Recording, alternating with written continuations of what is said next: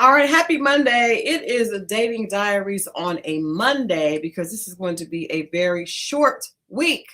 My name is Christal XO, and I am one half of the conversation all the time here on From Christal XO. The other half is my co-host for Dating Diaries and Relationship Recap, Scorpio Moe in the building. What up, everybody? Happy Monday. My days, I swear to you, I'm always a day ahead. I've been thinking it's Tuesday all day. It is only Monday. It does feel like Tuesday. It does feel like Tuesday because it's a lot. I just feel like it's a lot going on. And I worked yesterday, which makes me feel like I had an event yesterday. But today we are here because we have a super short week. Today is the only day that we are going to be here. So we wanted to come on and do a Love is Blind recap. And what I've gotten is that love is sure as hell not blind. Well, not in some people's cases, exactly. Man, that is, yeah, we're gonna get into it. Yeah, it's. I don't think love is blind at all. It should be like justice. Should it? Well, you know, like justice is blind. Like we're not supposed to judge people by. I'm just saying that's the way it's supposed to be. But is it okay? Let's just say you were in the pod. Mm-hmm. Okay, and you're having good. I'm not looking at your face because you're making me laugh. But say you were in the pod. I don't know why this is on here like this. We gotta take it back. We're on the pod. And you're in the pod and you're having good conversation with the person, right? Mm-hmm. And it's only for 2 weeks. Mm-hmm. It's only for 2 weeks of conversation. The voice is coming in clearly through the wall. Am I liking the voice? Yeah, I guess you would have to propose to it. You have. Okay. I'm saying you are liking. You are locked in. You're getting vulnerable. I mean, let's be honest, as honest as we both can. Okay. You're getting vulnerable. You're having, because you know how they be sitting on the couch, then they're sitting down. Hey, Emma. Then they're sitting down on the floor and they back on the couch, laying down. You know, all that. You know that. Say you're doing all that. You got your blanket. You're sending little gifts back and forth across the wall. Mm-hmm.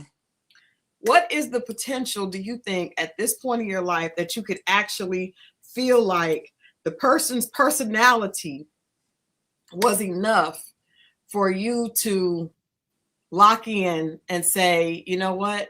I really think this person is my person.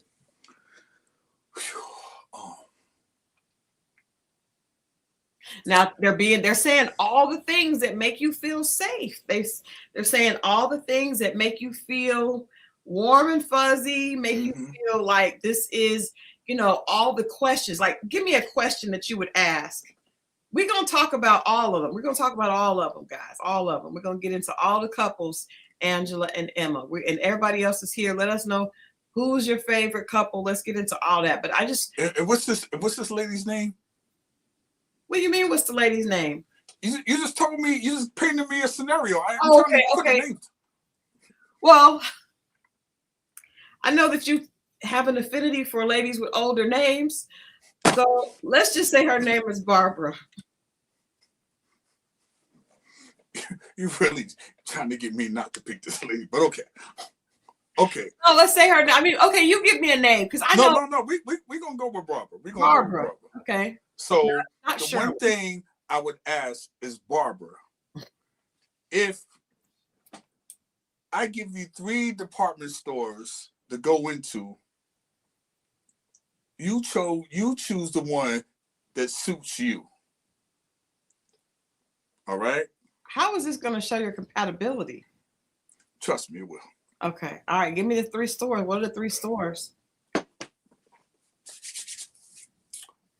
Neiman Marcus. Okay. Wet Seal. Oh. Elaine Bryant. First of all, you cannot do that. See, you can't go kicked off. And see, y'all, he can't do this. You can't go to Love is Blind. You can't. Because it's not blind. It's blind until you can see.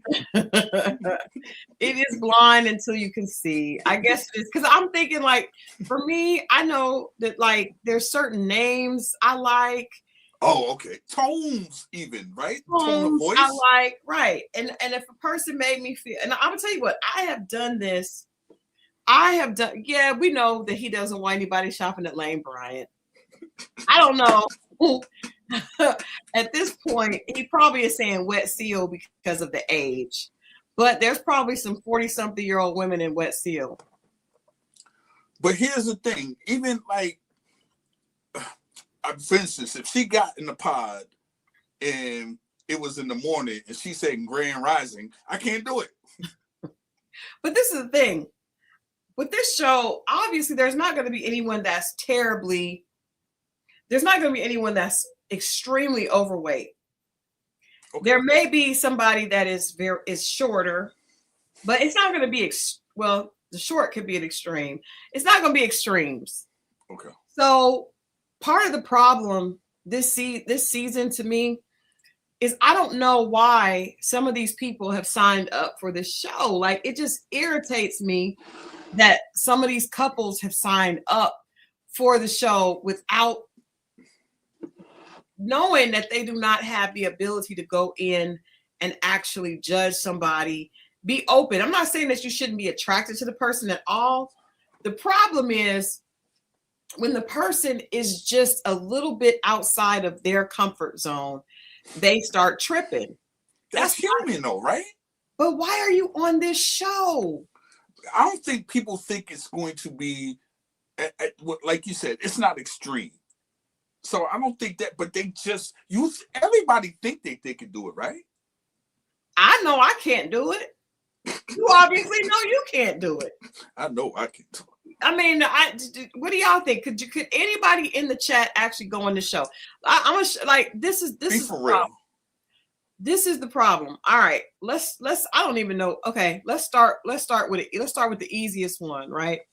Let's start with the easiest couple, Vic and Christine, which I really, really like them. I know that everybody is feeling some kind of way because they did not go to Cabo, right? I heard 3 different excuses today. No, 2 different today alone. Okay, so what did you hear? Okay, first of all, I'm gonna tell you what I heard as far as like what Netflix said, what the production said.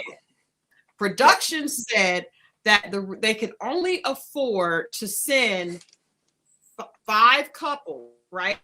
And they said that this couple had the least amount of drama. Now, you guys know in the pods, they got engaged in the first episode. Now, I don't know how long that is, but they got engaged. He does not look like Waka Flocka. But they got engaged. He has dreads. His dreads actually look very neat and nice. They got engaged in the first episode. I don't know how quick that was, but they automatically locked in with each other. They did not ever waver. There was no drama. And that's why production acknowledged that because they didn't have any connections with anyone else, that's why they sent them to I think it was to Malibu, right? What other reasons? I think it went to Malibu. Well, everybody else went because I probably an hour ago I heard that they were sent. Everybody else went. It's something about the pricing of the tickets and everybody couldn't. So which one is it? That sounds like 2 different things, though. Well, if they only had enough money to send, because they don't expect. Usually, they don't have this many couples. Remember last season? Didn't actually make it. So it was a budget thing. It was a budget thing. I agree with Sophie. Chat said they should not film. I think that's not fair. They should not film them. But because not only did they not send them with the rest of the couples, they didn't even send a production crew with them. They didn't even send a production crew. More money. I know they had to record their love story on their phones. And that's only because they didn't have drama. That's only because everybody else has some drama. We're gonna get into it. But we talked about good TV though. We always talk about what's good for television, right? Entertainment. Yeah. But I'm just saying. But this is the thing. Yes, we always talk about good television, but I think on a show like this, because they have so many losses, I do think people would feel encouraged by seeing something that's positive. Yeah. I mean, you've got train wrecks. We got train wrecks, right? So out of all these couples, everybody except for I think except for Jordan and Amber, everybody else to me is a train wreck waiting to happen, or at least has potential to be. But they want the good stuff for the reunion. That's when it seems like they tie it up in a bow and present like this is love and love is truly blind. But they never get there because the reunion always has a bunch of drama. But I don't see, D Brown, I don't see any other reason for them to do that, though. I don't see any other reason for that couple. Like when they came back, and they went to the meet and greets, right? Mm-hmm. And she met his mom. I mean, he met her mom. Her mom was a little funny to me. Right. She just, she's a little older and she seemed like she was very excited about her daughter. She said he was hot and, she's like, when am I going to have some grandbabies? Yeah, her mom really, really liked him a lot. But they just seem to make they seem mature. They actually talked about how it would feel. That was her mom. And she said that she was concerned that her mom may not be able to, she didn't have children. So her mom may not be around to see her children. But the two of them talked about having biracial children, because as we know, they would definitely have biracial children. He said he grew up in Brooklyn. He would want his children to be around diversity. She grew up in a very rural area. She said that she hinted that she wouldn't want her children to grow up in that environment. So I take that to mean that there's Brooklyn today, downtown Brooklyn now, Williamsburg and all like that look a lot different than probably when he grew up. Yeah. But she said she grew up in a rural area, which meant there probably was no diversity, and she didn't want her kids to grow up in that type of thing. But they had a healthy conversation about race. I like them. And I just wish that, they need to get the budget to have the entire, whoever makes it should be able to go. I just think that would make more sense than this. Hey, you there says grew up rural or inner city. Well, think about a biracial child could have trouble growing up in the rural area if it was not diverse. Inner city could wind up like your boy. Could wind up like Devonte. And by the way, it gets no blacker. It gets no. I mean, I anytime you add a D and a T, I'm just saying, pause. Yo, that is what this. I mean, we could go here next. This is wild. I just don't even understand. Even identity crisis. But that's why I said, I put up a post the other day. I feel like this show always brings people of color that are in an identity crisis. When when you guys saw him at the table with her family, he looks more Black than her dad. He literally looks more Black than her Black father. And I feel like, now he did say that his father wasn't around. So I was going to ask you, do you think that that's because for him saying I just have never been with a woman of color, and that's not something he seems like he's just not attracted to her because of that. Do you think that which of his parents are Black? And I believe that his mother is white and his father is Black, and his father wasn't around. However, why would his white mother name him Devonte? Well, that's probably the honor his father, or I doubt if he was named by his father. How old is this young man? He's got to be in his early 30s. Not he's built like a Teddy Graham. Now, here's the thing. He could very well be named after the producer group member Devonte Swain. Because before then, and even Devonte is a made-up name. His real name is Donald. Oh, I did not know that. I did not know that. Yeah. Look at you with the Run That Back podcast info. I did not know that. I thought his name was Devon, but it's Devon. Nah, it's Donald. Wow. Mm. But my thing is like, okay, it's a good chance his mom's heard that name and was like, ha. Okay. It's like, I'm gonna have a black. Oh no, father, somebody. She was. I don't know how it came about, but now if the father wasn't there and he was raised by the white family, that could be his view on black men. Your father left. I don't know, but it's something to think about. That could make him comfortable with a person that's black. Because I saw a person on one of the reviewers of the show that said, I don't think he was upset as much. Now the girl's name is Brittany, and she does sound very white, but at least through the pods. But they're like, I don't think he had a problem with her being Latina as much as her having a black, parent. But the crazy thing is, he looks black. I know that hair on his chest say he black. I bet you. Even his features, though, he just doesn't. And okay, so this. What do you think about? Okay, people first come to the vacation, and then they are touchy-feely, and then after a couple of hours, they're like, I don't. So she's like, you don't want to touch me anymore, and he said that I think her and another girl both say that touch is, stop laughing, Mo. Touch is their love language, and he's not touching her, he's not acknowledging her.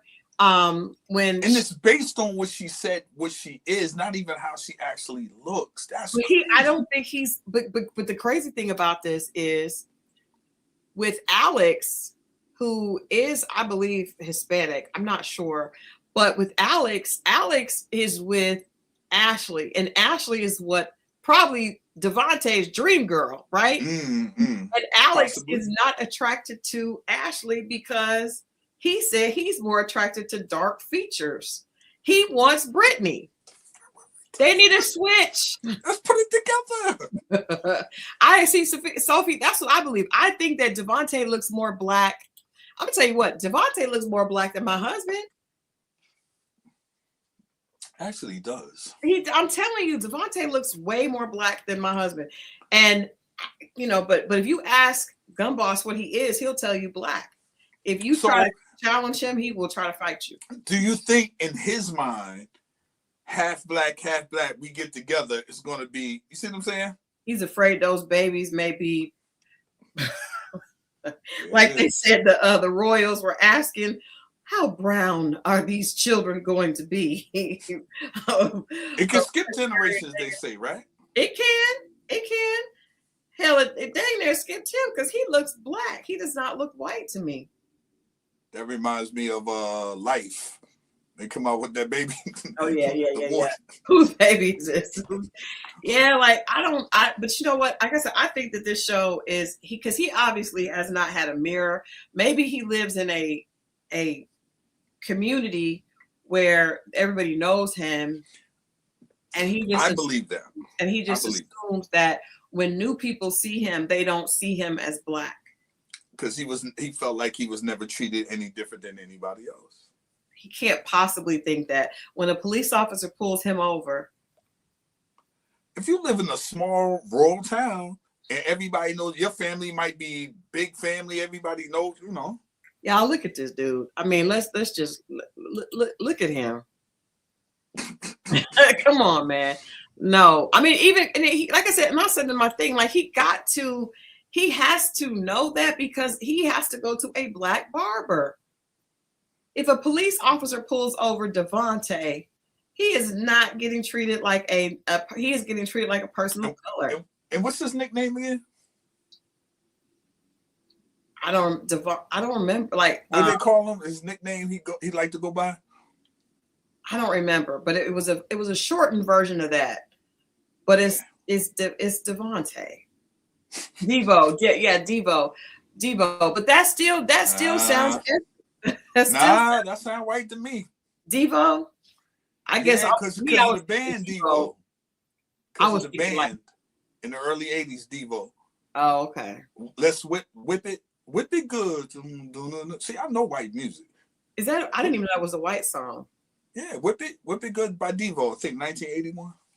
Devon is an Irish name. Well, it ain't not when we say it in our community. Devon, but not Devonte. Yeah, we just had a Devon on Ready to Love. That was definitely not Irish. Oh, that nigga wasn't Irish. He certainly was not Irish.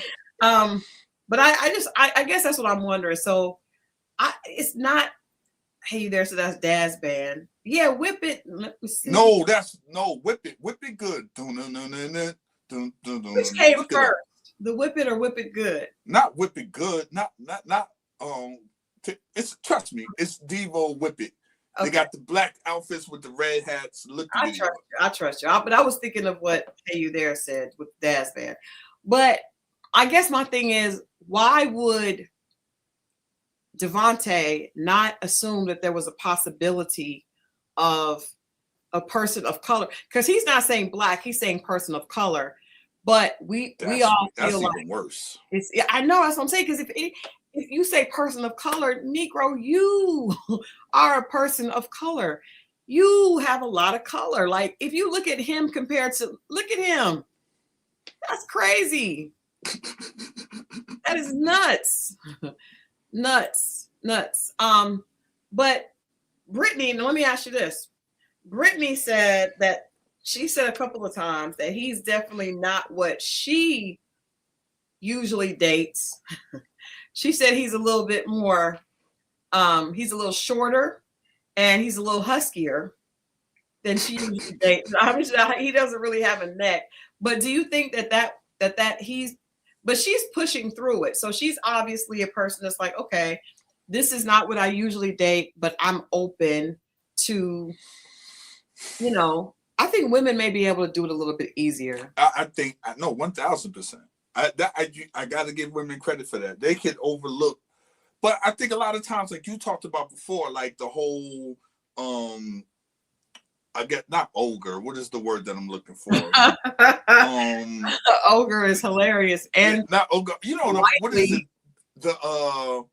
What did you call it? What is like the big monster and the woman, the princess, and the Beauty and the Beast. The Beauty and the Beast. Men don't go for that. No, I know. Women do. He does remind me of Shrek as well, because it's like the no neck and the Benzino is a bad reference, but kind of on that. Kind of on that type of time. He's also had a lot of exes come out. At least 2 exes have come out and talked about him. So allegedly, he was in a relationship with somebody when the show came out, or when he started filming for the show. Mm-hmm. Another thing, I don't understand why men don't tie up these loose ends. You guys remember a couple of seasons ago, Tyler did not tie up the loose ends with the with the babies. That was bizarre. I still don't understand what happened with that. Tyler, that was crazy. Tie up the loose ends. There's Devo Whip It. Okay, yeah, I don't know this song, or do I? You heard it in a couple of 80s movies. Maybe was it either Last American Virgin or Fast Times at Ridgemont High. I know they played it in there, one of them. Okay, yeah, I did. But I didn't remember that. I don't remember them. Yeah. Okay. All right. On to Hey Gwen. You guys come on in. Hey Edna, we are here a little early. We're here on a Monday because we have a very short week. This is the last day for us, and we'll be gone this week and next week. Next week we'll be gone as well. We will return the following week with the new season. All new season of Dating Diaries. Yes. But yeah, so I wanted to make sure we got in a good Love is Blind roast tonight before we get out of here. But I don't understand. I don't understand with Devon. I felt like it's an identity crisis. You know, even if you have like, I follow this ballerina. I don't know her. Oh, her name is Alicia. Beautiful girl. She is biracial, but story is crazy. If you guys follow her on Instagram or TikTok, so her mother was a white woman that had an affair with a black man at her job, got pregnant, knew that the baby was not her husband's. So she came up with a lie to say the baby was stillborn, and she gave the baby up for adoption. The husband knew. I guess her and the husband worked through it, and he said he was going to stay with her. She gave the baby up for adoption, and she gave it to a couple that was biracial, white woman and a black man. They wanted a baby. They came, got the baby, and then her birth mother went back to living her own life, right? Later, she, of course, met the birth father first, and then she meets her birth mother. But the point of the story is, because the birth mother did not want to have a black child, she didn't want to get, you know, she wanted to keep her marriage, and she also, the husband didn't want to raise a black baby, of course. And she also she felt like the child was going to be, there's going to be suffer a lot of racism because of the circle that she was in. So see, white people be knowing that there's racism in their circles. They know that they know that. So she basically met her mother and talked about it. This is not a story. This is real life. This is a ballerina. She's a classical ballerina. She was featured in People magazine. Beautiful girl, but has this story of, you know, just tragic beginning. But point is, the mother, she's engaged to a Hispanic man. And I don't know if she does see herself as black, but this is her, Alicia Mae Holloway. Let me show you guys a picture of her. She's beautiful, beautiful, beautiful girl. And she is, she's an actual ballerina. She's a professional ballerina. I guess that's not a good picture. You can't really see. Good picture to me. Oh, well, yes. But she talks about her,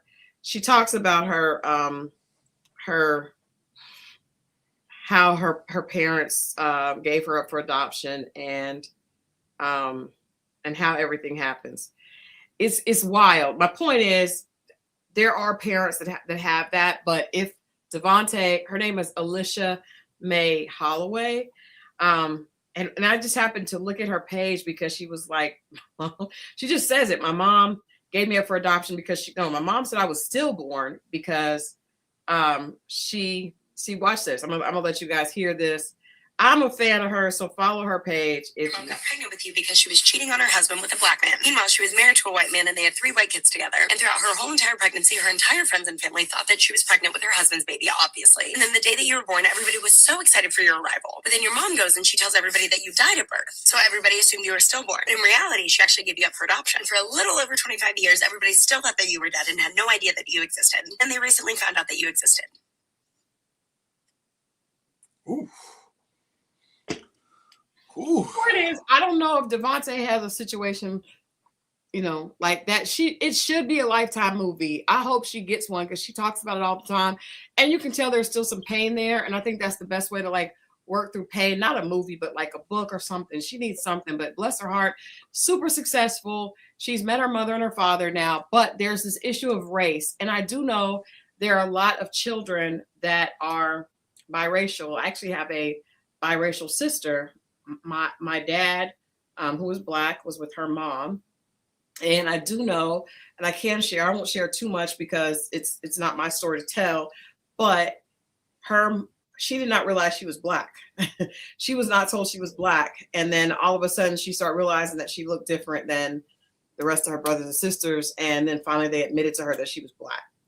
So there is this idea of biracial children feeling displaced. So I would say Devonte seems to fit that mold. It's obvious that he and Brittany are not going to be are not going to work out. We don't have. Let me ask you. The door could swing both ways, right? Mm-hmm. This meaning going hard to the left, right? Not recognizing it, the identity crisis thing, right? Mm-hmm. Only dating, but then you got people like Colin Kaepernick, Jesse, Jesse Williams, like and these people who's in some cases go harder than people who are all black. I was gonna say and that. fight for, injustice, so But on and so forth. So maybe on both sides, there's.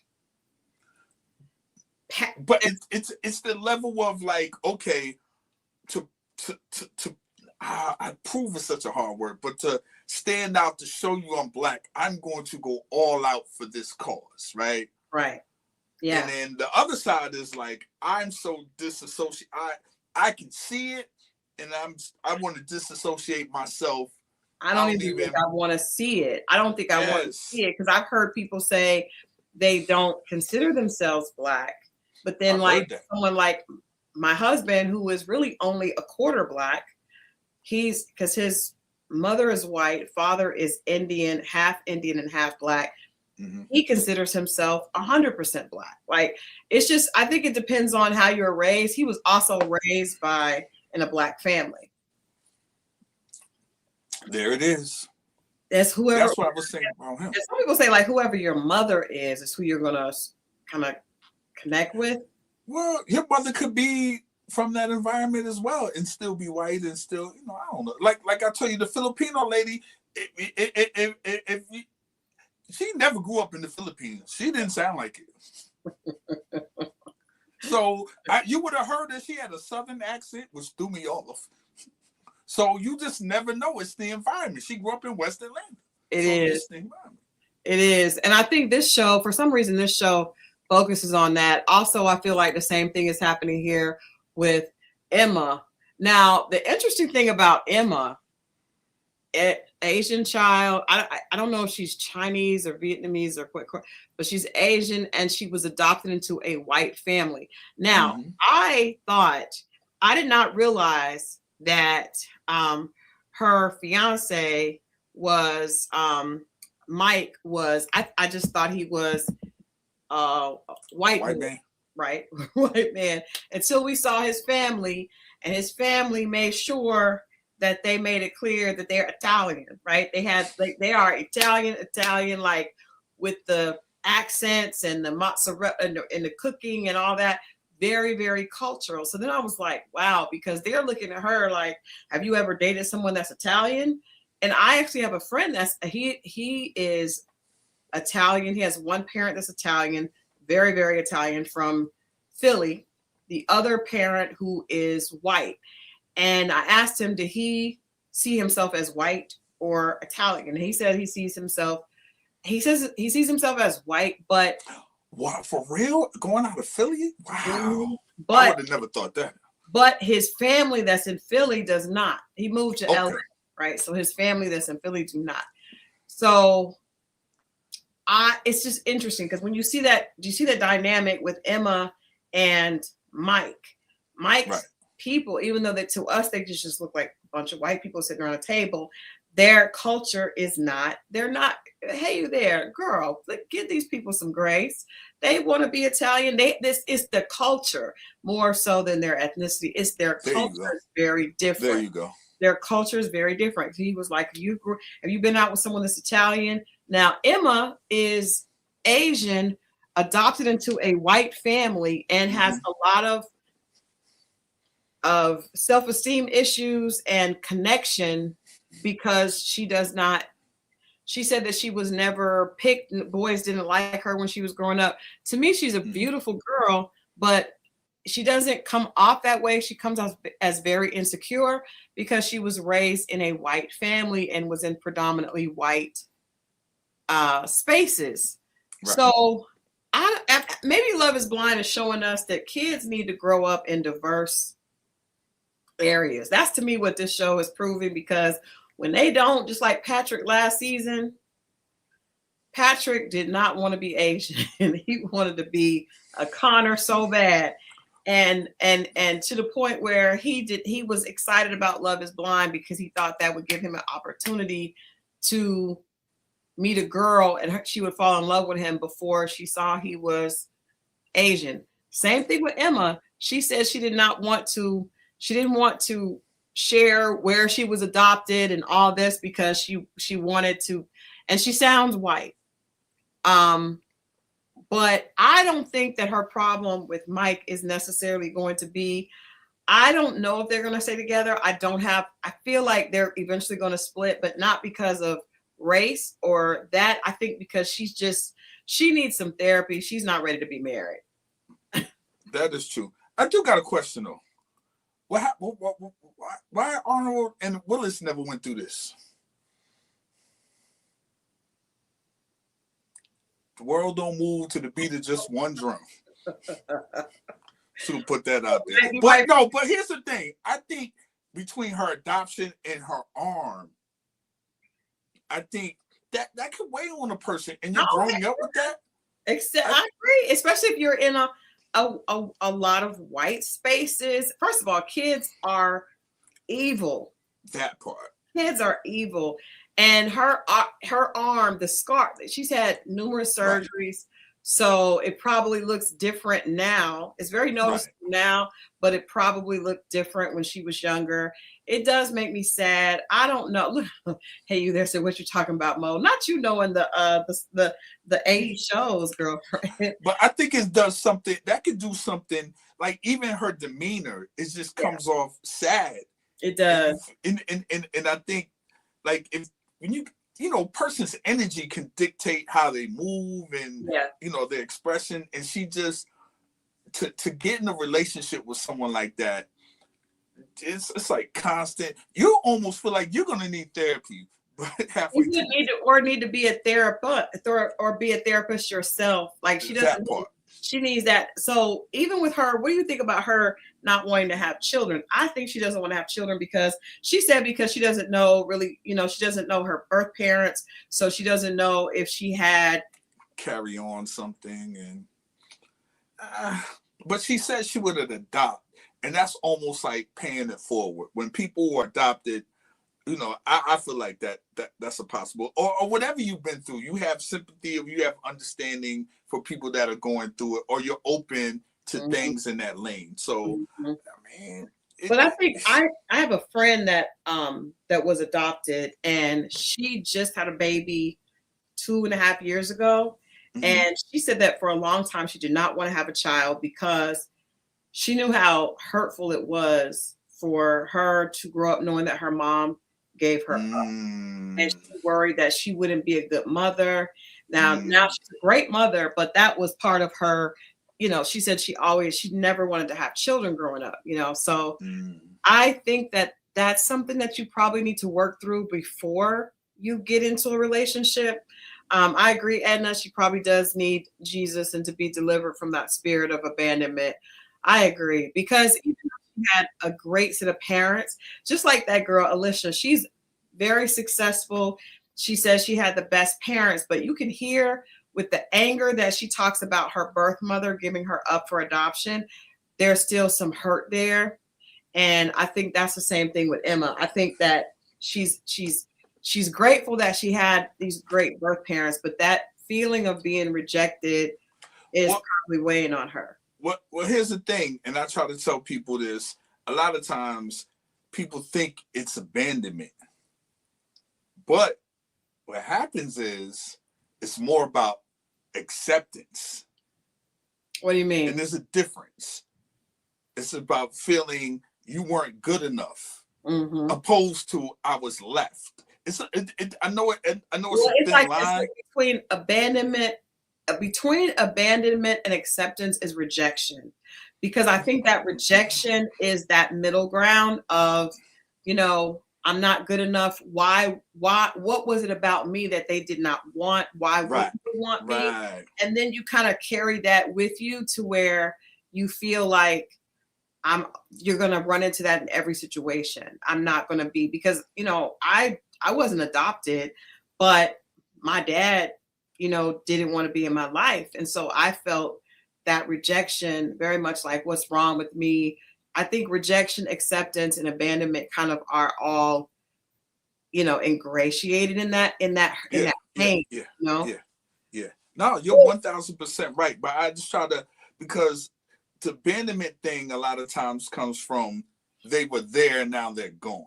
But if you don't know that you see what I'm saying? You're looking for. She was adopted when she was 3.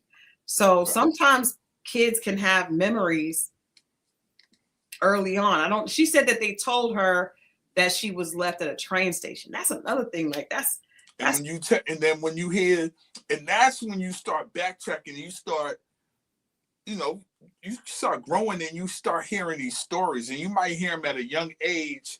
And not that it's one ear and out the other, but you can't really make sense. You don't know the severity or how crazy it sounds. Mm-hmm. Then you move forward and you play back what you heard. And you'd be like, yo, you really realize to the degree of how crazy that was. Yeah. Then you'd be like, hold up. That was wild. What's wrong with me? Like this girl saying, my mom told people I was stillborn. Her parents leaving her at a train station. I mentioned last week, Tommy Davidson's parents putting him in the trash can. Like, my mother told my godmother I died in a car accident in Atlanta. Are you serious? Yeah, just was like about 3 months before she died. The 4th of July, she died, and the 4th of July I went to see her because they told me she was gonna die. And then I flew up there, and then she didn't die until the first week of October. But while I was there, she was in the hospital. I was at my godmother's house. Her godmother is actually her godmother, and who raised me, who I stayed with for the first 18 months. And she was like, your mother was a trip. She was like, man, she had told us one time that you had died in a car accident in Atlanta. She was rolling around on the ground. They was like, it was about 4 hours before they start to realize stuff wouldn't make sense. And then the next day they found it wasn't true. So this is the crazy, you see what I'm saying? You never told me that before. Yeah, I thought I did, but yeah, that's whatever. That's wild. That is wild. Yeah. That's wild. So you hear these stories and you just be like, what the? If I would have heard it 5 years before then, I would have took totally different. But she was on that deathbed, and by this time I understood who she was, so I wasn't even tripping. But I'm saying, like, if you grew up knowing that as a child, like that's right. That would have been wild. man, and I think to the people. No, hey there, she did not have dementia or hallucinations. I don't believe. But who was this? I think she's asking about your mom. Okay, no. She has some other problem, but no. Yeah, I think that to their, my dad, did some wild stuff. Never ever, just yeah. But I think the people are doing the best that they can, and they don't have any idea of what their escape from their responsibility is going to go do to that child. When you see Emma, we don't know, we don't know where her parents are, but we do know there are a lot of children, a lot of Asian children are adopted, and specifically Asian children I've seen into white families. And a lot of times people feel like, oh, that's good. They have this loving mother and father, and that, but we're getting a chance to see in real time, like what happens with these children. Not saying that she should not have been adopted or that anything like that. But I think it's really important to what Vic and Christina were talking about. Christina being a white woman to have the foresight to say, I have a biracial child. It's important for that child to grow up seeing other people that look like them. It is very difficult. It is difficult to be in a person of color in a predominantly white environment, even if your parents are Black. I grew up with a Black mom, but we lived in an all white neighborhood for a long time. And that was very just difficult, because you go to school, you don't look like them. Your hair is not like them. They're asking you, why do you have braids? You're looking at their hair that's flowing. It's weird. You know what I mean? It's just little things that are weird that can make you feel different as a child. But if your parent does not look like you, that's gotta be very, very difficult because kids form their identity through looking at their parents. No, that's true. So what do you say to someone like Sandra Bullock, Madonna? They all, they have these black. So, yeah. So so what do you think about that? I think they need to. I think this show. I don't think I've ever seen it as serious as this show. This show has caused me to feel a lot of empathy when we watched the last girl last season, Anna, who was Chinese, also Asian, also Patrick. That was painful. Emma, Devonte. I think it's important that those people, they have resources, so it would not be difficult for Sandra Bullock to make sure that her son is around black men and sees other people that look like them. But I think that should be required because those children grow up and if they're not exposed to that when they're young, they grow with all these mental health issues that need to be addressed. And I think that that is a problem. You're right. Rudy and Brains, Angelina Jolie's daughter, does go to Spelman, and we saw her pledge AKA, which I was happy to see that because I do feel like Angelina Jolie, at least from what we saw, we only see snapshots of them. She did seem to try to make sure they were exposed to people that look like them. But I will say, when that little girl was little, I know. You already know. I know where you about to go. Go ahead and say it. We already know, like you look here. If you have a little black girl, you're gonna have to take her to a black woman to do her hair and teach you. I will say this, there are some white women on TikTok now that I see that I saw a white woman braiding her little black daughter's hair better than a black woman. I could not braid I used to take her to the African shop. But Donna is biracial. Hey, that's the thing. Hey, that's it right there. Hey. Okay, now that clears everything up. My bad. She is not. That clears everything up. She's not biracial. That's what I'm gonna say. But hey, you there? So we couldn't do black hair until 2010. That's true. Them little biracial kids used to be walking around. But you take your boy to the barbershop. Boys are easier, but little girls, woo. But you got to do that because a lot of times it just. And I will say this before we move on. I want to say this: we haven't seen a black woman on this show that's in this same situation. Thank you, Faithful Jones, for always. I thought we did. Go ahead and like this. No. She saw somebody. I was going to say, what was the sister's name? They're from DC. She was with the heavier dude. Remember, he was broke. I don't remember. But she and we said it looks like this was from Love Is Blind, not last season before last. And she was black chick, and she was with the heavier set dude, and he kept lying. Y'all, please help me out, chat. Yeah, y'all help me. So I can't remember, but they kept cutting the little girl's hair. Oh my God, no. But I would say, shave off the 4C hair, child. Don't shave it off. Get it braided and learn how to do it. If you're gonna have that, you have to. That should come with the what's the name papers. The adoption papers. These are, and you should be able to watch. We required to watch Roots as a family. Not just Roots, but a lot of other things that are cultural, a part of the culture. Maybe Good Times, the Cosby Show. I feel like to give them be well rounded. Yeah, okay, I like that. That should be required viewing. Because otherwise, they're gonna. If you grow up, I'm telling you, I cannot imagine being a girl that grew up in that white spaces that I did, and then not having a mother that looked like me. It's bad enough that my mom didn't have hair like mine and wasn't my skin tone, but if she was a white woman, my God, like I would have felt. If you're not going to do that, don't put them around no other black women then, because they going to point all that shit out. They are, but I think Emma is a sweet girl. Monica and Steven. Okay, I know who you're talking about now. Okay, Monica and Steven. Thank you, Katie, for that. I forgot about that. Yeah, I forgot about Monica and Steven. But I don't think this will work. I think that he is very, at least from what we can see, he can seem normal because she's going through a lot of pain because she's not, but he seems pretty well adjusted.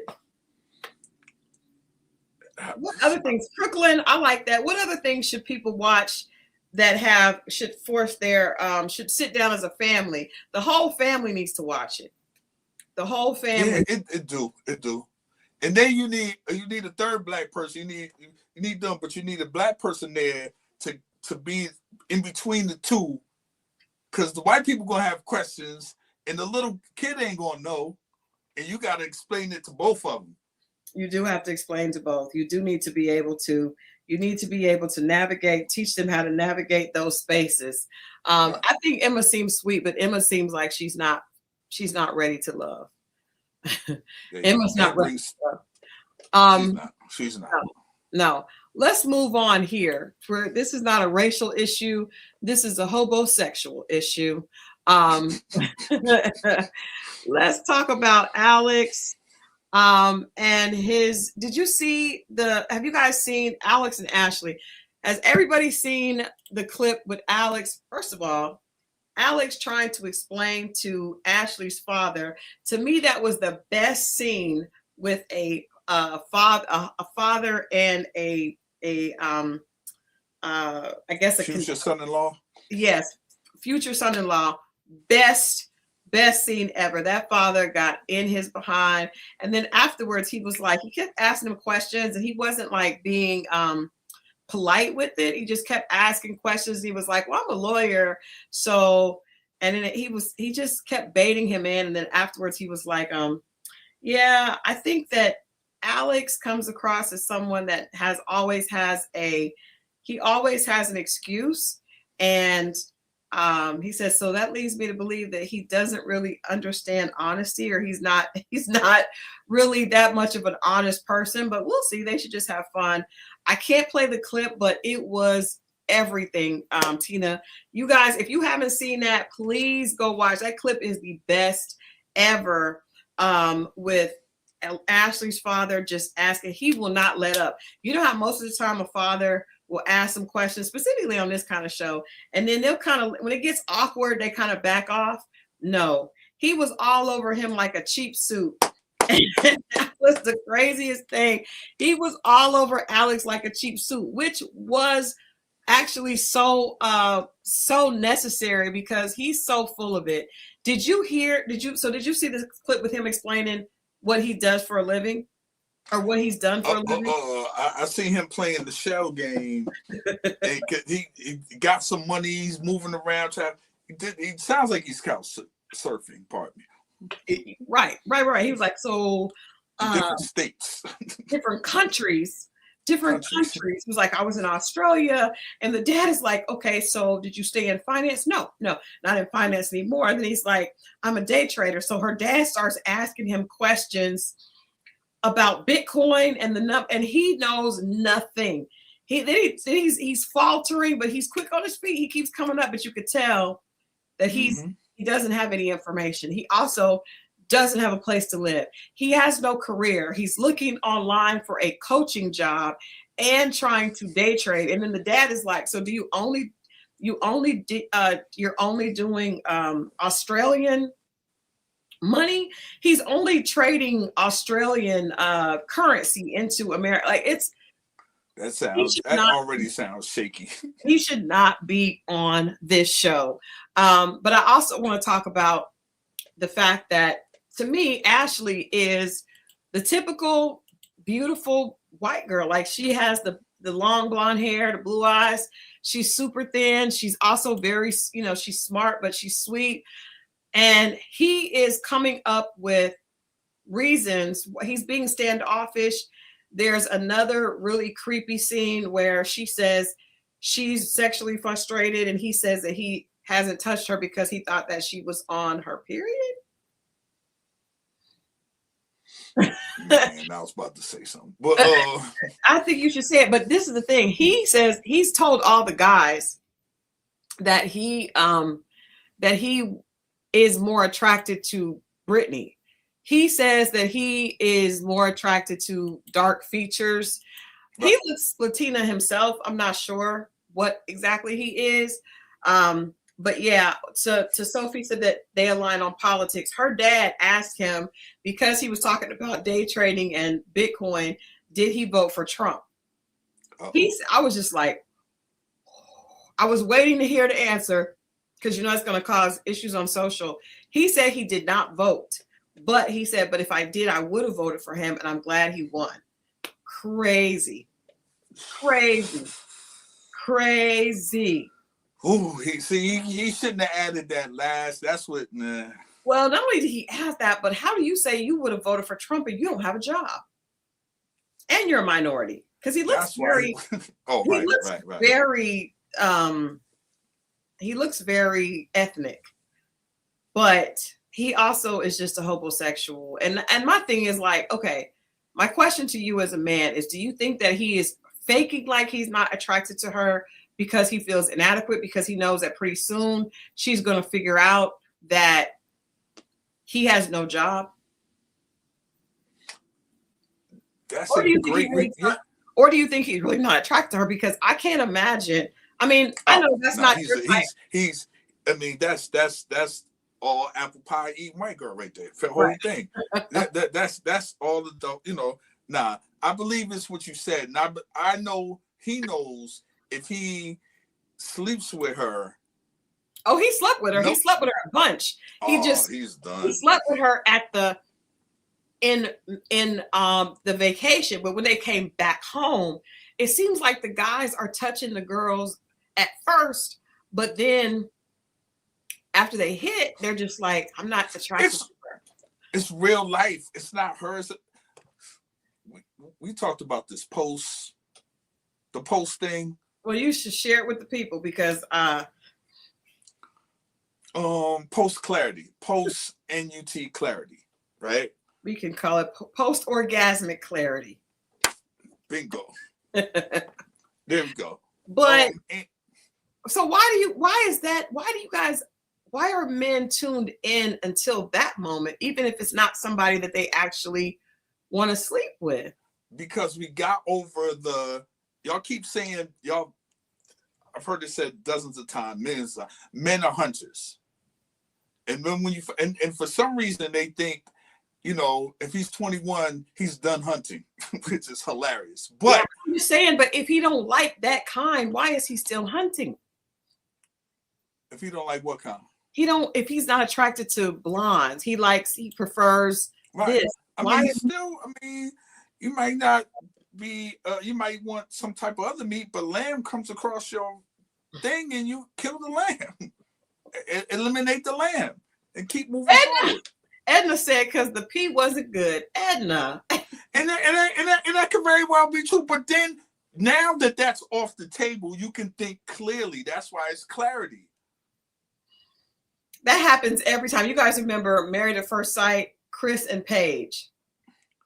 Now he can hear what she's saying. Oh, no. He always knew he wasn't attracted to her. He just still went ahead and was intimate with her. All these guys everybody here has had intimacy. Even Devonte, Devo has been intimate, but then he stopped. At first, he went ahead and did it, and then he stopped. And then this guy, he went ahead and did it, and now she said that he puts a pillow between them. Ooh, that's when you know it's bad. Now Devo. No. Devo didn't put a pillow. That's Alex did that. She said Alex was sleeping with a pillow between them. She might snore loud. You're gonna suffocate her with it. I think that he knows that she's smart. After he met that daddy, he sure as heck knows. Oh yeah. You're gonna back off. Yeah, after he met that daddy, he's like, he is on to me. He was on the computer. He was like, I'm just accepting a soccer coaching job. He was like, but he's trying to get her to move with him to another place. He says he doesn't want to be in Columbus. But why are you here? He's just horrible. And I don't understand why he is on the show. Because he knew his program. His program is whack. And she ain't gonna go. But the thing about him, he's attractive on a white guy scale. This is not a great picture, but he was definitely a lot more attracted than the other guys. Very tall, athletic. He keeps living in his heyday. He does keep calling himself a nomad. He keeps saying, you know, I told you about the nomadic, that he likes to move around. He moves around all the time. He's not been anywhere for 1 year. Free-spirited people. Tell me, leave them alone. But the fact that he looks like that, but he's stuck in living in his heyday, because he keeps bringing up the fact that he's a soccer player, but you haven't played soccer because you had a surgery. And he's Al Bundy. He's Al Bundy. He's Al Bundy. But because he still looks the part, he's still going to attract women. But then when they get there, he can't keep them. Because them women on this show, these girls are coming like, what do you have? What is the lifestyle? What is your job? And that's a big, it's not. I see that. With white women, they're asking these questions a lot faster. Did you guys see Connor and Bree? Hilarious. Connor and Bree, when she got to his house, she got upset because the Christmas tree was still up and it was almost Easter. He was upset because he had a keg. The house was not, I mean, he got a bachelor pad. He has a garage that he can't move his car into, but he has as a man cave, which is weird because why would you need a man cave if you have a man's house? Like, it's the entire house is yours because you're a bachelor. So why do you also need a man cave?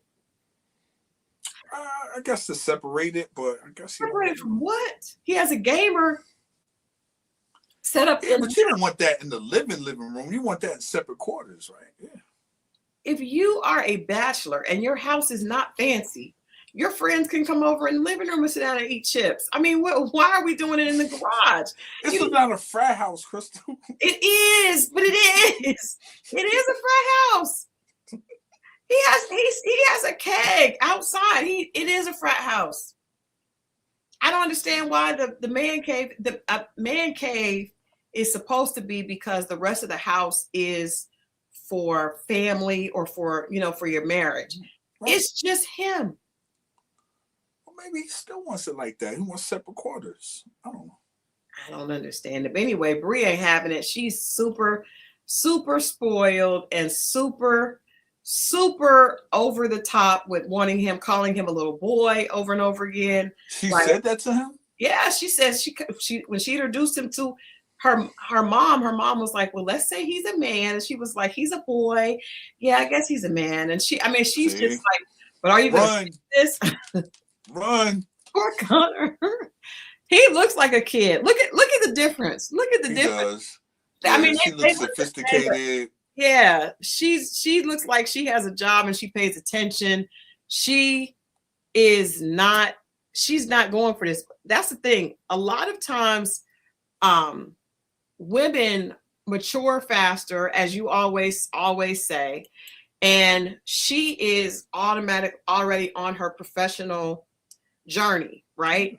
And he's doing his work, but he has his office set up where he's on a computer, and then right after his computer, he rolls over and plays the game. So I think men are automatically a lot less mature, but because she has such a strong personality, that's part of the problem, is that I think she wants somebody that's a little bit more, she sees him as a boy. She says that, he's too submissive because when she's calling him a boy, she probably wants to kind of do that. When she calls him a boy, he's gonna check her. He ain't got nothing. It is. He ain't got nothing for her. Another thing with Bree, which I don't know if you saw, I don't know if you had seen that part yet, or you guys in the chat saw it. In Mexico, she kept talking about her. She acts like he's just a punk. Because she kept talking about her other connection. She was like, I wish that I could, I don't understand why we didn't have a deeper conversation, her and Chris, because she felt like Chris was her number 2 connection. And she felt like they should have had a deeper conversation outside of the pods. So Connor is just sitting there with his head down. He hears it? She's telling him. What? Oh, man.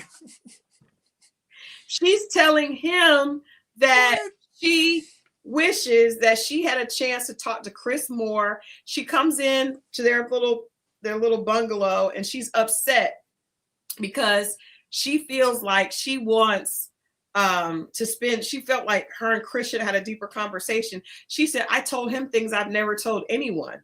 Don't you feel like that? And Connor's like, well, I told you pretty much all the stuff that was important to me. So I'm just like, girl, why? She don't respect him. Bottom line. She does not respect him. And she probably chose him because he was safe. She probably chose Connor because I think she chose Connor because he was safe. Because I think if she had chosen Chris, Lord Jesus, that's the next conversation that we're getting ready. Do you think that happens a lot? Yeah, I do. Yeah. Okay. Yeah. I think so, but I don't think very many women come out and say it like that. I don't think many women, I've never seen a woman actually tell her connection. A lot of them will sneak, and I respect a sneaker, especially if you sneak and are slick with it. I respect that. Because you may need to get something out, you may need to say something specifically in this situation. But the fact that she's telling him and almost like torturing him with that was really, that's I don't like that. That was mean. That's very mean-spirited. She's self-absorbed because she doesn't care if she hurts his feelings. She's talking bad about his house. It's just not. But here's the thing, though. He needs this. If that's his character, he needs this. What I've learned the hard way is that some people aren't your love, they're your lesson. And run with that. That's like, run with that part of it. Forget the love, it didn't happen, but I guarantee you learned way more from that situation, and apply that to and move with that. You'll take those tools, create a toolbox, but sometimes it's not about your love, it is about your lesson. Please. I don't like it. I don't know if this is enough time for him to learn the lesson. He seems to just be suffering underneath the pressure. He just this is when your fellas are supposed to come around and shake you up out of that. If you ever get like that.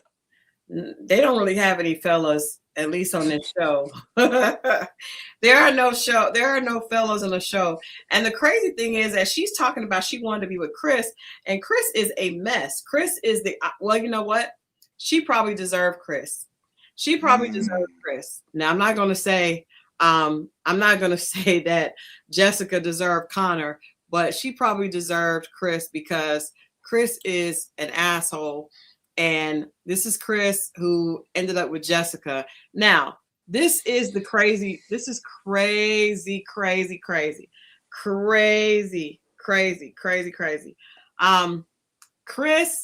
is with Jessica, and Jessica is a doctor. All right. Now, they get together in the pods. Everything is great. She is one of these women. She is a woman who is accomplished and wants love, right? She's got her degree. She's got her profession. She's locked in. She's pretty girl. Got it together. Got a beautiful home. She's stable. She's settled. Now, I don't know what the age difference is. Let me pull up the age difference here, because I don't know why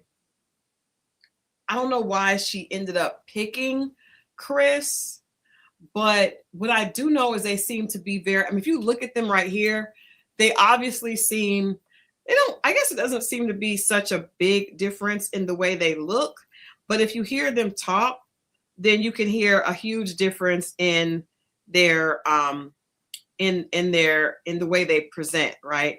And I want to say this. I think women need to I hope women are paying attention here. A lot of times women are, especially accomplished women, I think this could potentially happen to men as well. But when you are accomplished, you sometimes are attracted to someone that makes you feel young again, like fun, right? That fun side. If you are somebody, because I know for myself, when I was in my heyday, I guess running my PR company, my life was filled with work all the time. All I did was work. So I really enjoyed hanging out with a significant other that was fun because I needed something to break up that work, work, work, work, work. When I would go out with someone else that was a workaholic, we would have a synergy, but we would not, it wasn't really fun. You need the other person to bring you that yin to your yang. So I feel like in the pods, this happens a lot, specifically with women. I mean, I could speak to this because I'm a woman that has been through that. I don't know if men have the same thing, but I would assume so. That you're attracted, that person makes you feel young, they make you feel carefree and fun again, right? Before you had to do all this. And we know that a doctor, if I had to work a lot as an owner of a PR and entertainment PR firm, imagine how much an internal doctor has to work. She's not having a fun, she doesn't have, that's very, very different. So I feel like that was a part of that attraction to Chris. But when they got together, and this happens all the time, every single time we see a couple get together and the woman is more accomplished than the man, you guys already know where I'm going. Every single time, especially when the woman is that accomplished and there's a huge gap, the man is going to feel uncomfortable. So she goes to his house. Now, this is the crazy thing. She goes to his house first. She's complimentary. She says he has a nice place. And he knows she's a doctor, but for some reason, he doesn't, I guess he's not paying attention to what's getting ready to happen. So they go to his place. She was complimentary, but he lives in the city. She lives in the suburb and has a very, very different home. Her home is very, you could tell she's a doctor. It's laid, it's all that. She's got a lot more. I mean, it's just pulled together in a very different way. He has a nice home, but hers is pulled together in a much different way. So he sees that, and the next thing we know, he is kind of pulling away from her. He actually ghosts her for a while. Consumer, oh, you're right. They both agreed on not having children. I'm not sure. I wondered with her, and I hope that we hear at the reunion why she was okay with not having children, because he did push that a couple of times. He's very into fitness, but looking at this picture, she's not a big woman. She's small. We've seen her in a bathing suit in Mexico. They spend a lot of time in bathing suits. He disappears. He starts to disconnect. And then he tells her in a heartbreaking scene that he is trying to work through not being attracted to her physically. He's like, I want this to work, but I'm really attracted to girls that do Pilates every day or fit CrossFit or Pilates every day. Oh, this was the conversation you said. Okay, I know where we at. Yeah. So I feel like that was BS, because this woman, her body is thin. She's not flabby. Like there's another situation here, that the last one that we'll talk about in a minute, where there could be some difference, but this woman is, I mean, we've seen her in a bathing suit sitting down. He's making excuses. He's trying to find what it feels like. He's trying to find something to counteract how he really feels about what she has and what she's done more than him. There's no way. It's no way. It's no way. It's no way. And her, I mean, he Come does on not. now. They look the same to me. He says that he does all this CrossFit, he does all this stuff, but he doesn't, I mean, she doesn't look very different they don't look very different physically. Like, right.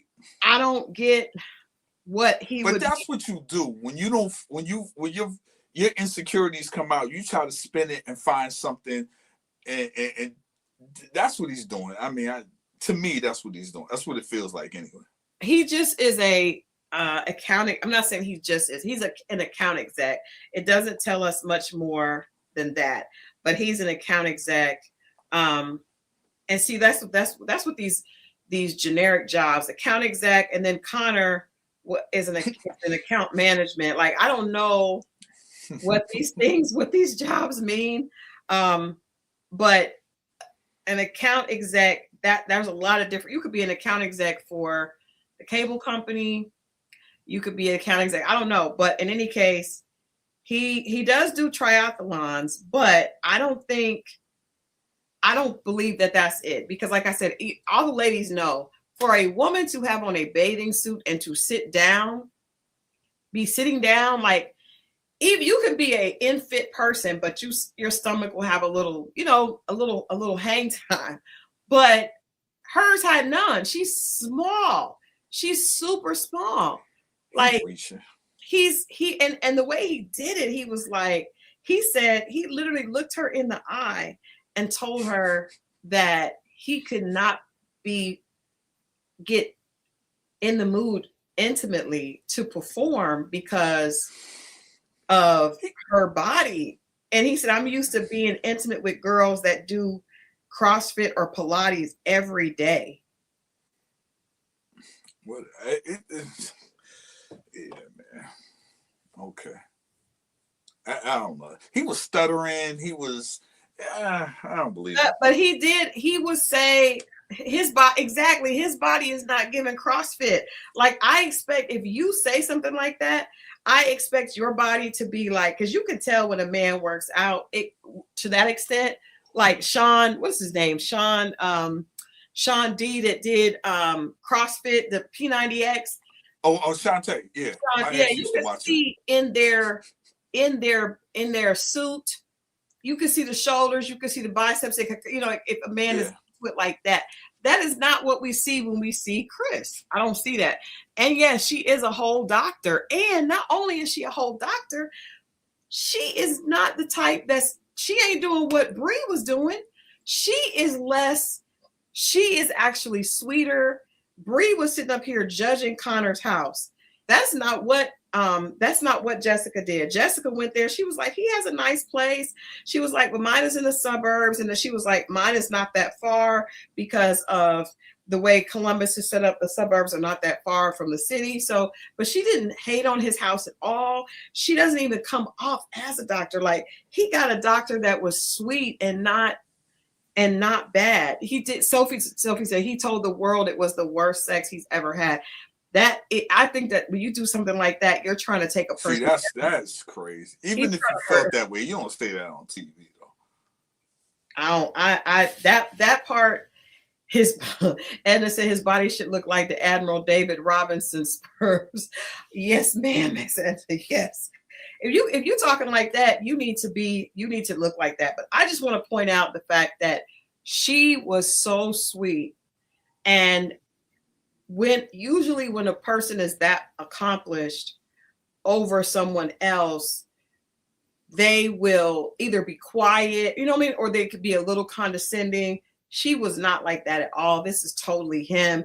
And then she was being so sweet to him. She was like, at her house when he was like hesitating, she's like, my thing that I'm looking forward to the most is just coming home to you. And he was like, well, I'll be here. It's not funny. I ain't gonna lie. I had a relationship like that, but I would probably said the same thing. What do you mean a relationship like what? I had a relationship like that where if the woman would have said that to me, I would have said the same thing. That I wasn't interested in. Be like, yeah, well, I wouldn't have said nothing cool, fly, slick back. I'd have been like, yeah, I'll be here. That's how I know that's a real not into you answer. Yeah, I mean, I knew it too. I hope that she did, but I just hate that he did that to her. And she's sitting there and he's like, I mean, I'm trying to tell you the truth. I'm like, why? You know what? There is nothing more. Well, black guys do it too. White guys can be real cold and condescending in a different way, but black guys can do it too. It's just men, I guess. I don't know. That's just, I mean, he sat there and looked that woman in the eyes on the sofa like this and told. That's why they say, who do you lie to? Who do you tell the truth to? The one you love or the one, you see what I'm saying? He told the truth to the one he didn't love. Yeah, there's no way a man can care about you at all. Not Tina Bree. Where did that come from, girl? What is happening? She just broke out with the I need me a Scorpio Moe. Did he say something that made you feel that way? I didn't say anything. I didn't say nothing. What did you do? I'm talking to you. I don't know. I just happened to look down and see it myself. But yeah, I that's a real answer to a woman you really don't like. Unfortunately. Yeah, I don't. That when he said that, I mean, Nori said he said in the interview that he wasn't trying to break up, but she was not there for his games. No, because when you say that, where do you go? He said, I'm trying to see this through. But at the point that you say, I'm here, but I'm struggling and I don't know how to do this because it's not there for me physically, because I'm used to being with women that do Pilates and the fitness every day, like CrossFit every day. Like, what is there to do? What would she say? What could she have said? Boy, grow up. But I'm just saying, like with him saying he wasn't trying to break up, what would she have said at that point that wouldn't have been a breakup? Oh, okay, let's keep trying to be attracted to me. No. Yeah, she's got to feel it. Yeah, that once you put that out there, you can't put that back. When you put that out there, to me, you're trying to make her leave. Yeah. You don't want to do it yourself. Actually, you are doing it, but I just don't understand where the nerve. Where did Chris get this nerve from? Sitting up here looking like he looked like an extra from Harry Potter. He looked like one of them Harry Potter little gimps that was running around. You see the ears? Really bad. But what is she looks right? I don't understand. Compared to him, the white guys got different tastes. They see bodies different than black men. But she don't have no body. I'm just saying there's nothing going on. I don't. Hey. What is happening? Look at this. He's not attracted to her. He's not attracted to her. Look at him. Look at his body. So far, I haven't seen one that's unattractive. That's what I'm saying. And you're, like I said, like that's not even your type. But would you say that this woman is unattractive?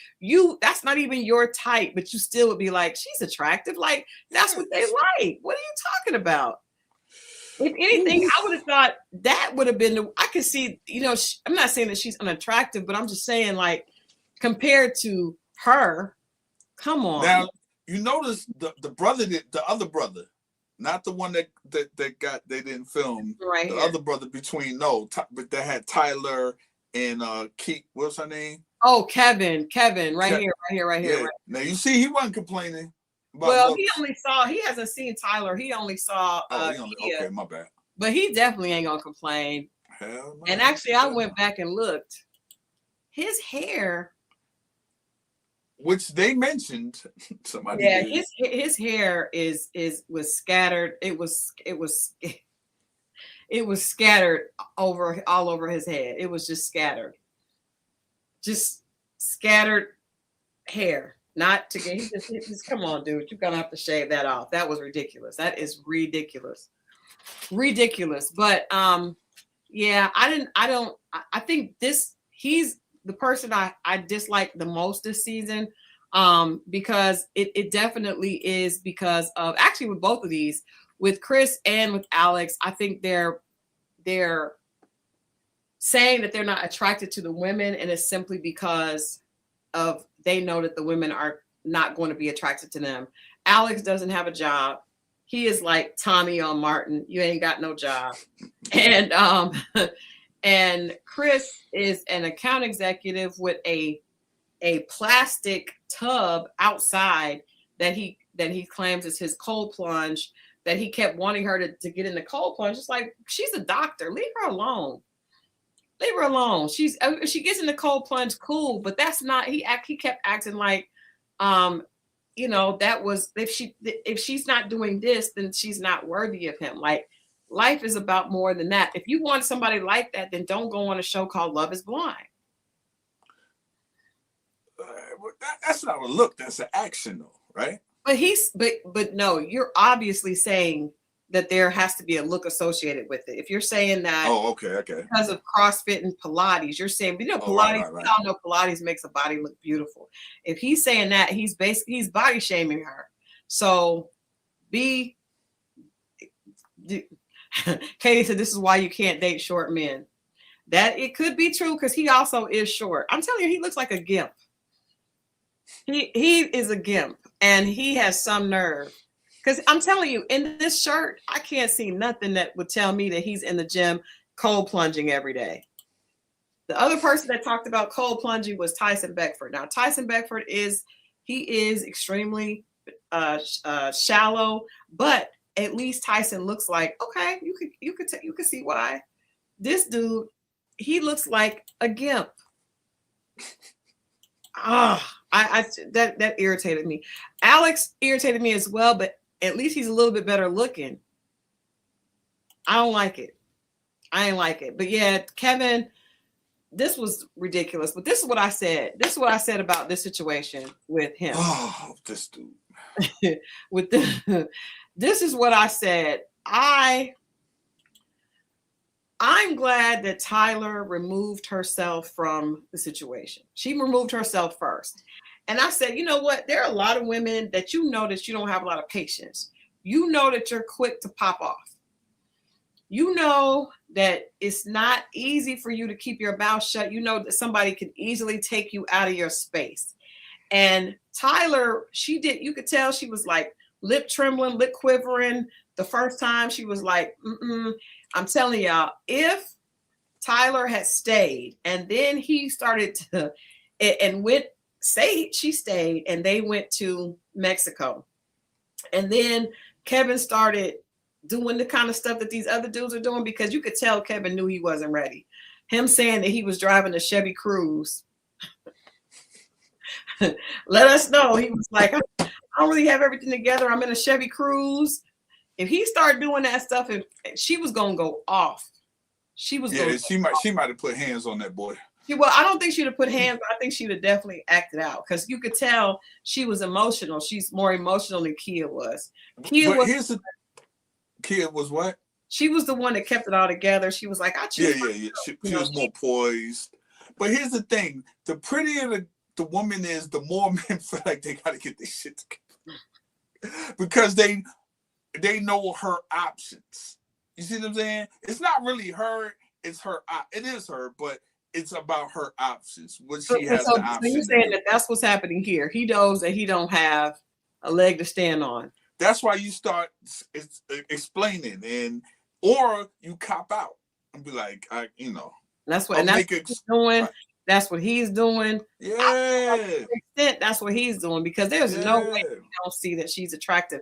Even white dudes would find that girl attractive. She's brown, but she's a beautiful girl. Like I do not. Devin is something else. I mean, Devonte is something else of why he's not attracted to her. Let me tell you something. If you're gonna get a white girl, that's the white girl to get. But you know what? I saw today that, it's an old clip of Dr. Umar talking to Nick Cannon. Mm-hmm. And he said, I think you still want Mariah Carey. And Nick was like, no. He was like, it doesn't matter, because I know you do. And he got Nick Cannon to admit that when he was with Mariah Carey, he did not feel like a man. I feel like that is very much, I feel like in all of these cases, the man does not feel like a man with these women. Even Connor, Alex, and maybe Devonte. Definitely these two do not feel like. Gives it away a lot of times in those situations. Watch that man's posture. Why in those situations? Like for instance, you're in the McDonald's. Mm-hmm. The woman's in front of a man. If he goes in it and starts to massage her shoulders and stand behind her, you already see the dynamic. I'm telling you. He don't stand in front. When she's paying, he gets behind her and he's gonna put his hand or something off her, or hug her, or lean on her. Let me make her comfortable while she pays. Yeah, you got this, don't you? And rub her shoulders. Let me make sure that I'm doing the other things I can do. But you know what's crazy to me? At least, I would think that if you weren't adding up, that you would at least try to make sure you were knocking it out in the bedroom. That's the only thing. Hey, but you gotta ask yourself this: maybe he is, and that's the reason why the women are staying. Because she said she needed some more. Yeah, Ashley was like, "Look, I am sexually frustrated," and What else you got to focus on? he was like, "Well, she's very attracted to him." She kept saying he's so hot, but he's like, "I mean, we can do that. We can have some fun." But he knows that after the fun is up, that lie. He's like, "I just got a soccer coach job." Just came. He knows that it's gonna be over. He knows it's over. And the thing about all these women is they're very much on it. And that's just how women are. Women are when they're on it, house, get my career together. They are, man, and they are. But to the guys that need some guys, it shouldn't be a woman to motivate you. But you start looking at this stuff and you start to sizing up life and it's moving past you. You got to get your stuff together and hopefully figure it out and take your time, man. Work at a pace that's comfortable for you and you're going to get things done. But when you're in a situation like this and she got the paper and it's evident, she go to your apartment, oh, this is nice. You'd be like, okay, she's impressed with my place. Then you go to her place, she'd be like, how are you impressed with my place when your shit look like this? Yeah, I know that's what he wanted to say, but she's just so sweet. But we've seen that on Love is Blind. I mean, Married at First Sight, where the guy came to the girl's place and then all of a sudden he was hateful to her afterwards. Somebody said that Devonte did lose his grandfather, but I could be wrong, but I don't feel like that's why, because he could have went home. Why would he stay there and just make her feel uncomfortable? And also, he has said several times that he was like, I've never been in a relationship, let alone engaged to a woman of color. Like, to me, that let us know that he's uncomfortable with that. Because he said that a couple of times. And first of all, we know you're not supposed to have been engaged to be married, because allegedly this is the first time you've done that. So Why would he be saying that over and over again? But he did. And then he tried to bring that up as a reason. He tried to use that as a reason. I feel like it was bullshit of why he was, being distant towards her. He was like, sometimes I just need some time to myself. But you're in Mexico with a woman that's what dudes do. I don't care. They will grab on to anything.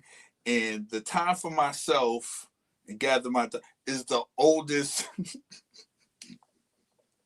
When you're in Mexico, and I don't know where were they at, but I mean, you're in Cabo with a Cabo, woman in a bathing suit saying that she wants to be intimate. She was like, "You can touch me, you can touch my body," and I'm like, I seen that lady.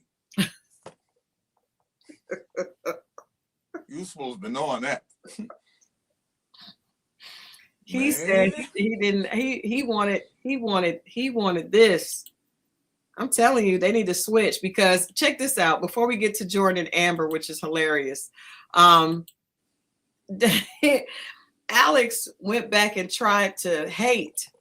So he went back and Ashley asked him about the other couples, and he was like, Devonte and Brittany are not doing well, but that's not for me to say. I mean, she's not. He was like, she's, that's not really her type. And, I think that, because she did admit to Alex that Devonte wasn't really her type, but Alex tried to pour a little salt, and I think he's hoping that they would mess up so he could slide in. And Ashley was just looking at him, but I think she could tell that he was, because why would you come back talking about that couple only? And then he was definitely, you could tell he's definitely very attracted to Brittany. He even said that to some of the other guys. But the last couple that we haven't talked about yet is Jordan and Amber. Now, Amber is, first of all, I want to say Amber is a nurse practitioner. And I like her a lot. She's had a hard time on social media because it says that she's 33. And a lot of people have been saying that she looks a lot older than 33. That's not Mo. She actually, instead of getting mad at people, she did come out and say that she doesn't really care about what people say about her. She doesn't spend a lot of energy worried about that. She just is a whole like she seemed very mature.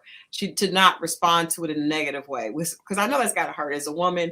And she's had a child, and she's accomplished, but for her to say that, people are just like, ain't no way.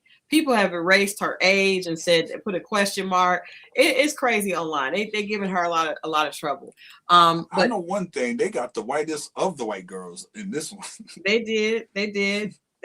But I like her. She's a little quirky. She has a child, but she connected with Jordan. Now, I'm sure if we're talking about people not being attracted to people, this is the thing. The men always act like they have the short end of the stick, but the reality is a lot of times the women end up with a man, and women never do say what they really are thinking. So she definitely, has Jordan is a little bit of a husky man, probably a little bit of a big and tall type guy. He looks like he works on her house. Don't he? And you know what? I have talked about being irritated by men that will take their shirt off. This man had his shirt off the entire vacation in Mexico. His chest is filled with breasts and hair, and he was unashamed. And she just sat there and was still sweet to him, did not blink an eye at all. He was just, if you notice, his hair is thin and greasy. Hers is thick and full. And she's laying on him. He's got these boobs, they're hairy. And he's like, you got some really thick hair. And she's just like nestled up on that hairy, greasy chest. She's sweet to him. She did not act. And I know that's not what she was envisioning behind the wall, but she's never said anything. Now, I tried to keep it together, but one of the last episodes I saw, they were talking about how they were being intimate. And he said, I think the last time we started doing it with my CPAP machine on. And I was like, this woman is a saint. What? This woman is a saint. Protect Amber at all costs. Okay. Not only because she's very, very thin, not only is she dealing with his hairy, flabby chest, but she is in there getting it on with him with his CPAP machine on, not making him feel insecure. That has to be the most that's like telling the woman, after we come back from my dialysis, we're gonna like, that could turn, like, nothing about that is cool, sexy at all. But she came on this show called Love is Blind, and she said she wants love by any means necessary. Now, I actually like Jordan. He seems very cool. He seems that he really is into her, but looks were, he does look like he is fixing her house. I don't think, because she's a nurse practitioner, she is very well off. She does seem a little quirky though. Her brother actually looked like he could hang out with Jordan. They looked two of a kind. They kind of hinted that they, she grew up, she kind of had I think sometimes when people go through struggles, they are a little more open to non-traditional things. So maybe you learn to focus on what's important more when you've gone through some things. But I do like them. I think for me, I like Vic and Christine, and then I like Amber and Jordan, just because I think that she's not, he's fun. He's good natured. He may not be the most attractive, but I think he has a lot more. Has a lot more to offer than an Alex, who has the physical and has nothing else there and keeps calling himself a nomad, but came on a show looking for a wife. So that's crazy. I think that I like them. I think she is really, really, I think she'll be a good wife, and I think he will be a good husband, at least from what we've seen. And also, I feel like the same thing about these two right here. Everybody else, I think, needs to break up immediately. And the only reason I'm saying that about these two, Emma and Mike, is because I want Emma to get some help. I like them. I'll be feeling sad for her, man. Yeah. Oh yes, that is true. Jordan did eat her daughter's snacks. Jordan is eating. And you cannot make this up. You cannot make it up that he was eating the snacks, the baby snacks. He had a CPAP machine. He's sweaty. Like it just. Now that sounds like some unemployed nigga shit. Eat the kids' snacks while they get. Those are for us. Yeah, I don't know. I don't know what's going on. But he is definitely, he likes to eat, and it's clear that he likes to eat. I'm trying to find out exactly. I think every man has done that, though. I'm not gonna lie. You've eaten some children's snacks? Yeah, you remember the girl that had the house not too far from where I'm at right now? I didn't know this. And she had a pantry. And she was like, those are for the kids. Well, why you got these, all these, you got the snacks at Sam's. There's enough for them. Anyway, my bad. Well, Jordan needed to eat, but my concern is he did eat the snacks. My concern is Jordan is 34, and if this is how Jordan looks at 34, it's gonna get worse. Where are we going? That does not look like that looks like a 52-year-old man. If I've ever seen one. And do y'all think she looks 33? Oh, I give her 38. Yeah, she don't look too. I mean, she's super small. She don't look that. But I loved her. It's the hairstyle, I think. Maybe it's not even the hairstyle. I think her hair is just super thick. It's just big. You said 45. Consumer O says she looked 45. A lot of people everywhere have been saying that there's no way. And y'all know if white people are saying ain't no way she's 33. It looked like the what's the name? What is it? Charlie's Angels. Charlie's Angels. No, it doesn't. No, it don't. No, it don't. No, it don't. No, it don't. Okay. They said when her hair was darker, maybe body does look 20. She's just very skinny. Her body does not look like she's had a child. But I like her and Jordan. What do you guys think about her and Jordan? I mean, she ain't seem to be concerned about the snacks or the CPAP machine or any of it. And the fact that he's got his shirt off. I'd be like, here you go, babe. Hey, put that shirt back on. Good attitude. Yeah, I like her. But I don't understand. Yeah, I told him that was not Farrah Fawcett's hair. Farrah Fawcett's hair was legendary. I don't like any of the other couples besides those two. I am looking forward to hearing Ashley talk about what she finds out about Alex, because there's no way that his lies are gonna hold through till the reunion. I'm sure there's some girls that are coming. He reminds me of a guy that was on Married at First Sight that was a basketball player that was really, really mean to this girl that wasn't attracted to her. And you know what?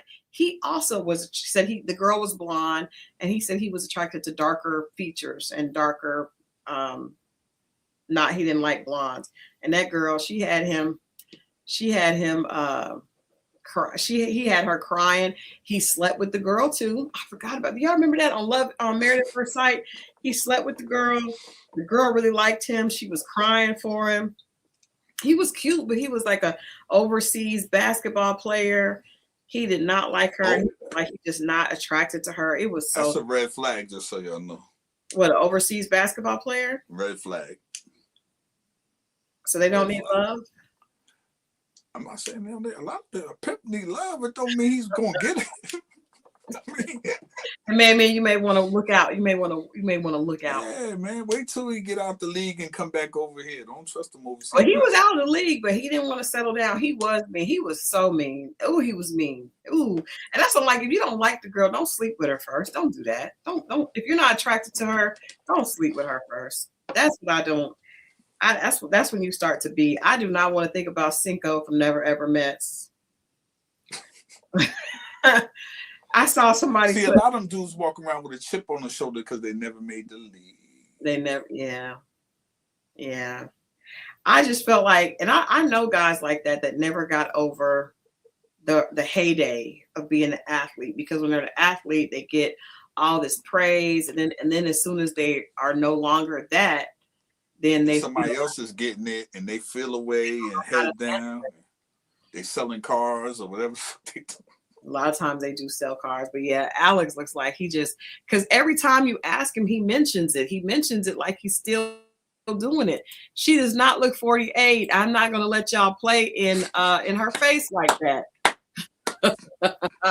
She has said that she is 33. She had to submit all her documents, all her she had to submit her passport and her driver's license. She is 33 years old. Speaking of which, you can't use your driver's license at the airport no more? I have.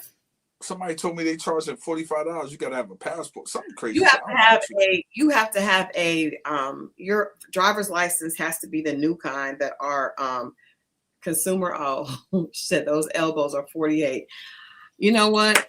I like that. That is hilarious. You have to have a verified ID, so it has to have like a star on it or something. Like it has, but everybody's driver's license that you get now has that. Yeah, no, mine does. I was just wondering. Mine does that, but I heard somebody say it has to be a real ID. And they say if it doesn't have that, then you have to pay $45. That's crazy. I would hurry up and get a passport, because by the time you pay for your bags, that's the cost of what? Yeah. Well, you know what? I think I'll be here. Mo may not be able to be here on Wednesday, but I'll be here Wednesday. I don't want to leave y'all for that long. I've never been away that long. Not even since I started this channel have I not been here for a week and a half. I have not. I've never taken off. Whenever I go, I always take it with me. Or if you miss a night, it's never that many. So I'll be here Wednesday. But Mo will not be here Wednesday. But I will not be here Friday or next week. But then we'll be back. We'll be back reunited. But I'll be here Wednesday. I'll try to see if I can find a replacement to sit in for Mo on Wednesday. That's my plan. Now, if I'm not here on Wednesday, y'all don't be mad at me, and y'all don't forget, because we will definitely be back. Don't leave us. Yeah, we definitely coming back. We're gonna put. Yeah, I don't want people to. I don't want to look up and see people unsubscribing. Don't y'all do that. And I know that you guys are snowed in. You know why? Because we had an event yesterday with Benjamin Crump. The second annual Social Justice Honors was here Sunday, and it was his honors, and he was snowed in and could not get out. He could not get here. So we had Keisha Lance Bottoms, the former mayor of Atlanta, spoke, and a few other people spoke on his behalf, and he sent in a video. He was stuck and could not get here for his event, but he said that all the flights were canceled out of New York. It was really, really bad. So we are sending you guys love and light, Edna, to New York. Be safe. Stay in the house. I heard that they told you all to stay inside. Oh yeah, that blizzard ain't no joke. Mm-hmm. I heard the New Yorkers were told to shelter in place. But yeah, we haven't got anything, and I'm hoping that we can get out of here without. It was a little cold. It's today. Freezing. Yeah, it's freezing cold. I cannot wait to head out. Hopefully, you guys pray for us, because we're supposed to go to Cozumel, which is in Honduras and Mexico, and with the cartel fighting. Oh, I didn't know. Ooh. I don't want no trouble. Yes, it is social justice if there's an award. Hey, you there? You are so hilarious to me. Yes, we can award and say that we've seen people doing good things. Actually, they gave away a lot of scholarships for students at HBCUs. I think they gave away 3 or 4 scholarships. People in the audience, it raised awareness, but there are people back to the scholarship fund. So it was good to see the students. I love seeing young people go get their scholarships. I mean, that's really important. So it was really good, but Benjamin Crump was definitely missed. So Please don't go. I'm on a cruise, and I can't change my cruise. I'm just Gumball said we'll just watch and listen and see, because it wasn't the area that we were talking about going that our cruise goes to. Not cancel that trip, Christal. I think they're holding to Americas. I did see that. I saw they definitely holding something now, but I don't know if it's there. But I did see that. I don't understand why my cruise would be going through there now. That is crazy. Cartel, boy. Woo. Make it that something happens and we're able to either still enjoy. Maybe we just stay on the boat. I don't know. I can't. Yeah, it would. Well, yeah, but I'm just saying, like, that's just not even safe. It ain't even safe to be on the boat over there. What if they come onto the boat? Let me not think about it. You know what? I'm going to speak positive. Yeah, don't tell me negative things, y'all. Mo, what are you going to be doing with all this time off? I gotta work it. Taking lots of girls on dates. I gotta work. I'm off this weekend, but after this weekend, it's back to my 12 days. Back to your 12 days. Well, 12 hours, 12 days. Pirates, no. Ask the cruise ship for a rain check. Y'all, I'm sure that you're staying. I am staying positive. You guys, I'm going to stay positive. I should have gotten my dental tourism done. Oh, me too.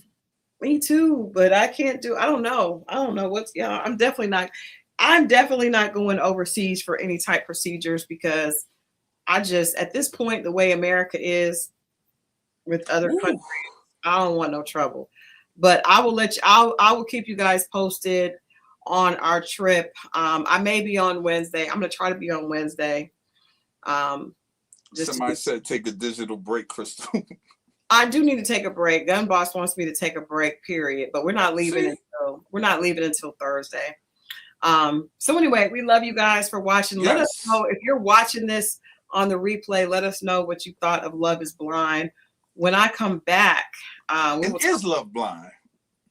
Love is not blind. At least not. No, I know we think that, but I'm saying let them put that in the. How do they?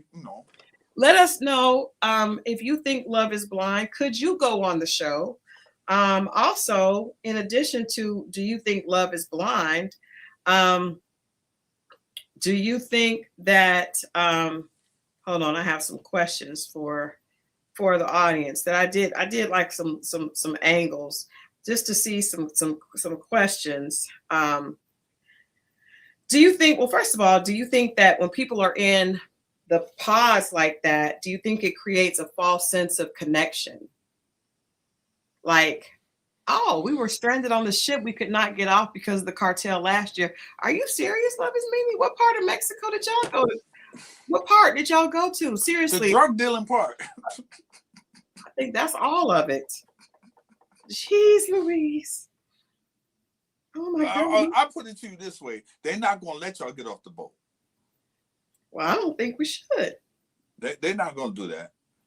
Oh my goodness. They're not going to let y'all. Tell me, I need to know what part y'all went to that they would not let y'all off the boat because of the cartel. Smart. I wouldn't want to. Well, it is. I'm just saying, I don't even want to be there. I don't want to be that close because what if they swim to the boat? What if the cartel is on? Oh my goodness! And I wanted to jet ski and do all types of things in the water. Edna says, love isn't blind. People are. It's the blind leading the blind. And they all fall into a ditch. That's true, Edna. I like that. But do you think that when people are like locked in like that, I feel like the show, it kind of increases the dopamine and makes people think. Oh, 1000%. Yeah. Because first of all, you're getting your mind set that the process is going to happen.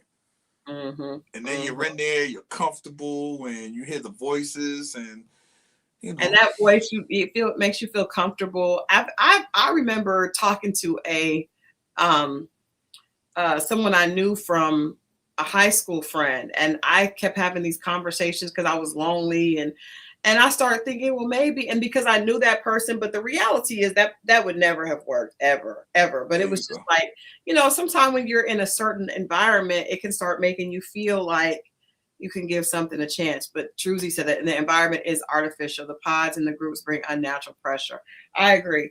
And then the fact that you guys went through this together, you start thinking, well, I want this to work. Because I think most of the time, if those people met outside the pods, they would never have ever connected. Just like you said, there's no way that guy last season would have ever been around that girl. There's no way Edmund? There's no way he would have ever been with the girl. And the same thing I think with Kevin. There's no way that Kia nor Tyler would have ever been attracted to Kevin under normal circumstances. They would never have even, as Dominique says, I don't know him. I don't know him. Mm-mm. All right. Well, we will be back. You guys, like I said, make sure that you stay connected. Can't wait to be back. Mo and I, like I said, we have been working on this for a while, and we have a new type of format for Dating Diaries that we can't wait to share with you guys. More stories, lots of fun. It's going to be good. Postpone the trip and go to say, I got to figure things out. I got to call Gun Boss after I get off here and then call our crews and see what's going on. But we love you guys for watching. Stay tuned. And like I said, I may see you guys on Wednesday.